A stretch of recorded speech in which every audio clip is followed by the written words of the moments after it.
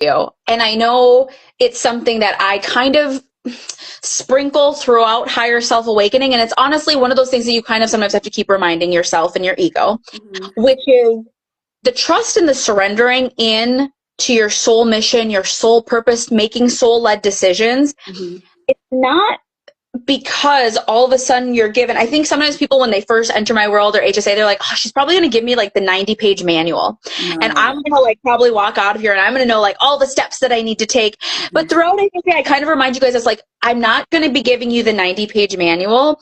You really only just need to know the next step, because that's the universe working for you. That's your guides working for you, is they can line up these beautiful synchronicities, which is going to be a million times better than your ego trying to plan out the next 90 steps. But that is a little bit of that like ego surrender and trust.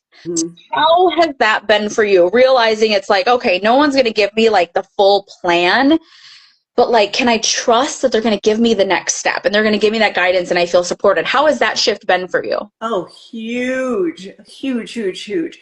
Whereas before it was, you know, just full of doubt, you know, doubt in myself, lack of trust in myself, you know, and honestly, really acknowledging that now that I've had that connection open up, you know, really sitting in there and getting quiet. You have to get quiet. You have to get quiet. Yes. And you have to let, receive. Yes, you have to open yourself up to receive, because if you don't, those thoughts just won't stop, and then you can't hear them. Yeah.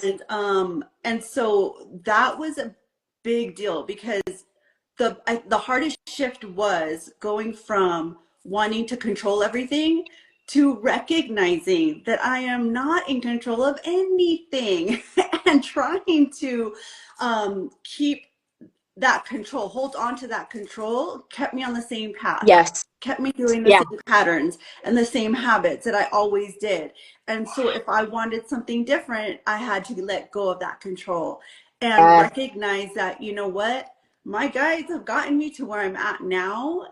Why would I not let them continue guiding and listening, now that I know especially what to listen, how to listen, you know, that is so important, to be able to say, okay, you know what, I think you told me this. You don't have to know everything. You don't have to know everything, because your guides they already have it divinely planned for you. You'll figure it out as you get to where you need to be to get the next. It was just this divine moment. I love it. And you can't make this stuff up. Like you can't, like that's pure connection. That's a pure reminder of our own divinity, of your connection to source. Everything's going to be okay. They're always watching out for you, supported, led, held, all of it wrapped up in that one moment, you know? Absolutely. Absolutely. And honestly, if it hadn't happened to me, I might not believe it if somebody had told me, you know, because it's so outside of what anything we're taught or, you know, like conditioned. Yes. And I think it just goes to show that intuition is so much deeper than any one thing. Intuition is so much deeper than just like, oh, me receiving angel numbers from my guides, me receiving pings every now and then. It's deeper than that. It's reconnecting to your soul self. It's having moments where you feel the divinity and you feel this wash of unconditional love over you. Absolutely. Those are the transformations that happen when we go deep and we do the healing inside higher self awakening. It's just more than anything that I can describe on paper. And that's why I love bringing women here to share. And I also want to add two things to that story. Is one, I remember you have a Lemurian connection, correct? Was that your galactic? Yes, Lemurian, yes. Yeah. Yeah. So we kind of go deeper in higher self awakening on who are some of the different guides that we're working on. We always open to receive from any of our guides, but I know sometimes we go into the star seed. What family are you from? So that was fun to like see you have this water connection. Like for you, when you get into water, it really helps you tap into your soul self. So you get those little insights. And then also this Wendy's story that she shares also reminds us that we receive intuition, love, and guidance through the physical body as well. Why in higher self awakening, again, it's not all about just channeling, third eye, opening the crown. It's also remembering I have to stay deeply grounded in my body. Yes. I have to feel safe in my body. I need to do practices like baths that help me tap into my body, because then you can really be this beautiful channel to receive. So I love that story, Wendy. It's one of my favorites. And I think it was kind of pivotal in your journey as Oh my well. gosh. Yeah, because um remember I'd had all those massive like experiences right after our very first healing. And it was almost like the floodgates opened after that healing for me. And my ego and my inner child still weren't quite on board. And so Yep. they kind of freaked out and then they shut down. Yes. And so the connection, then the channel went to a trickle after these experiences because they were pretty intense. Yes.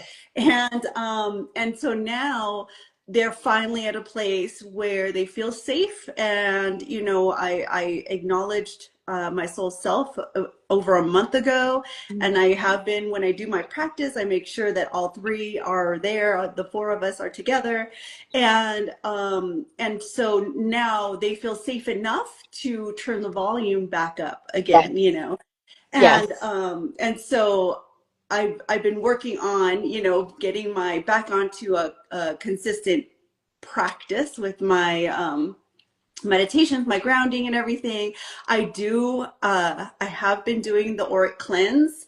I try to do it every night. I've Yes. listened to it enough that now I don't have to listen to it. Like I have it Yeah, memorized. that's my hope, is that like the audio's there for a little bit. Inside HSA, I give women different practices that they can use. Sometimes it's different audios, but the goal is that like it becomes kind of ingrained. Like, okay, I can kind of walk myself through this energy cleanse on my own. Yes. And also you can make it your own, Good. Yes. Yes. Oh, I'm so glad to hear that, Wendy. So Wendy, for anybody who's maybe on the fence about like, so doors to higher self awakening are not open yet. However, if you're also just loving this conversation, loving like this whole opening, awakening to your intuition, what does that mean? You can also join me inside Ascend, which is a 4-day virtual experience where you're going to get a taste of what it's like to fully awaken and open to your intuition. Excuse me. And then women who are in Ascend can also be invited. There are 12 spots opening for HSA this summer. But if anyone's kind of like curious about getting into this, what would you say to them? What might you be like yes, like if this is the nudge, if this is coming through for you, or any advice for anyone just kind of like thinking about going deeper in their own intuition mastery? I think that if you're watching this and or you've been in Maria's world, following her, listening to her podcast, I definitely think that that's a nudge, and do it, because it's amazing. You're going to come out a whole nother person. I literally feel so different from the person I was when I started the container. Um, Yes. I mean, it's just so much more, like you said, it's like you feel it in your body anymore. If I get the chills about anything that I'm talking about or I'm reading, it's like, oh, okay, I'm on the right path, or they're trying to tell me something, Yes. So absolutely do it. You're not going to regret it. You're going to feel so much, I want to say more yourself, Yes. like your soul self. Like you will recognize how powerful you are. I mean, I can't even, there are no words, just do it. Yes. Yes. Yes. I think, yeah, I love that. And you're not the first person to say that you'll feel more like yourself. And I know that that's weird because it's like I'm already myself.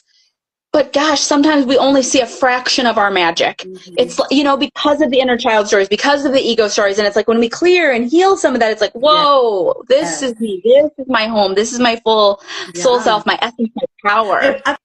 Absolutely. And one of the things that I realized was that when you go into this container and you think you're ready, and you're like, oh, I already know myself, like you said, but really it's all the programming that you've had your entire life Yes. that and that's a lot of that isn't real. A lot of that is just BS Yes. that has been programmed into you forever and ever, and it's really not it's not real you. It's not your soul self. And when you go through the container and you do all the theta healing that Maria does on you, you realize that at your core